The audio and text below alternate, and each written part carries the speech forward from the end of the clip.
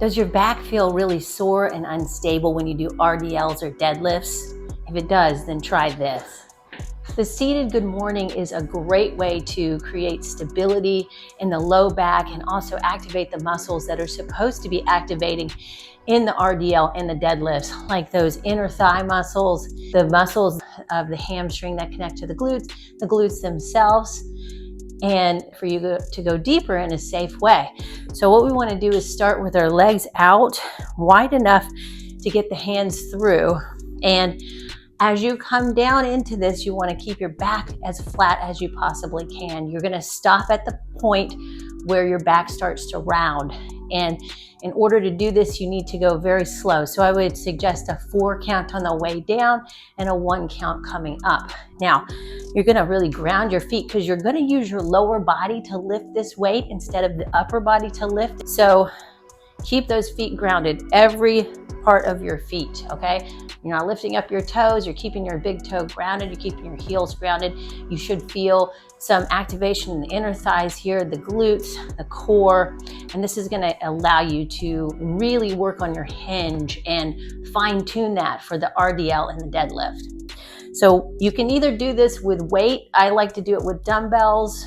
It's really the easiest way for people to start. You can even start with body weight. You can start with hands here and come as far as you can, pressing the knees out a little bit as you come down so that you get into the glutes, push into the feet as you come up. You can lift your chin as you go down to keep that back flat, and then press back up with the feet. You can bring your hands to your head, do the same thing if you want to add a little bit more weight if you're just beginning.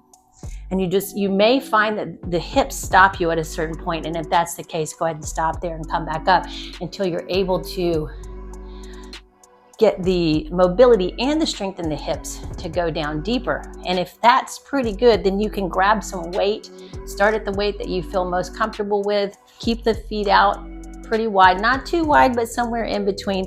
Keep those knees pressed, feet grounded on the floor, and you're gonna press through the feet, come up about that much, and come down nice and slow with a flat back. Press those knees out, push into the feet to come up.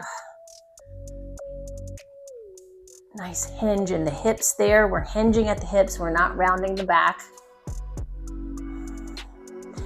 Keep that knee pressed out so you can get into the glutes a little bit more. Get a good stretch in the hamstring, glute attachment, and feel that core working.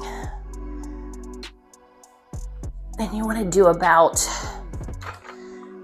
anywhere from, build yourself up to 10 reps at that weight, 10 to 12 reps, 2 to 3 sets. You can keep adding the weight to get stronger at this. Really, you could be with this for many, many months and continue to build strength there.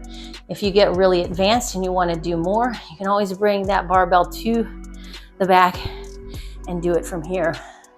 Just like the good morning where you're standing up, but where you're seated. So we're really creating a lot of flexibility in that lower area that we need for hinging. And we're also building strength in areas that we don't usually get to. Another tip here is to make sure that your feet are a little bit in front of the knees so you have some leverage as you come forward into this. You want to be able to press back and have, like I said, some leverage. Otherwise, if you're doing this, you don't have much leverage. You're kind of falling forward. So make sure that your feet, again, not too far in front of the knees, but a little bit in front so you can see your toes out in front of the knees a little bit. Press those knees out as well. As you come down to use more of those inner thigh muscles, you want to lift your chin and think of, if you're on the bench, if you're on the edge of the bench, think of bringing your belly button towards the floor.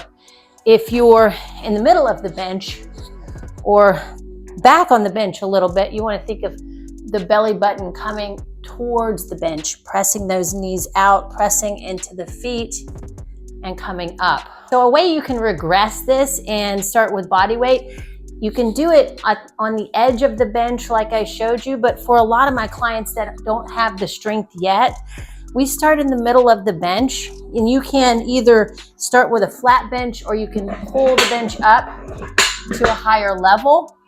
And it gives you a little bit more of a place that you can go to touch the belly button to the bench. And it also, you can feel if your knees are coming in, you can press those knees out. And so it's a good reminder to kind of find where your body is in space on this move. And as you get better at it, you can come down a little lower. You can also have weights here to progress through this. Belly button towards that bench, press the knees out, push into the feet, chin up, keep the back straight, really push that tailbone back this way and push through the feet to come up. Okay, and so that's the regression for the seated good morning. There's so many ways to do this. And my go-to for when I'm using weight is just to come over to the edge of the bench. For that one, again, make sure those feet are out in front of the knees a little bit. You're wide, but not too wide. So you want to be right somewhere in the middle. And again, feet here, you have leverage. And then you want to start with a lower weight than what I'm starting with. And you're going to come down slow, lift the chin. Think of bringing the belly button towards the floor. Back is straight. Push through the feet to come up. Press those knees out a slight bit while keeping the big toe and the heels grounded on this. And try not to round your back. So I recommend when you're starting, go lighter on the weight or just body weight like I showed you with the regression earlier. Think about going really slow into it, about a 4 count into it. And then you're gonna go to your deepest point where your hips kind of stop you. If you have tight hips, you might stop here and that's totally fine. But as you get better at this, you'll find that you can go deeper and deeper into this as your hips get stronger and more flexible. And you get more flexible through that hamstring glute attachment there. You get stronger in your inner thighs.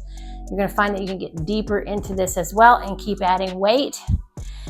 A couple different ways you can do this. You can do it with dumbbells in front once you start adding weight, or you can do it with a barbell on your back, and you would just keep the barbell here. And again, keep that back straight, belly button towards the floor.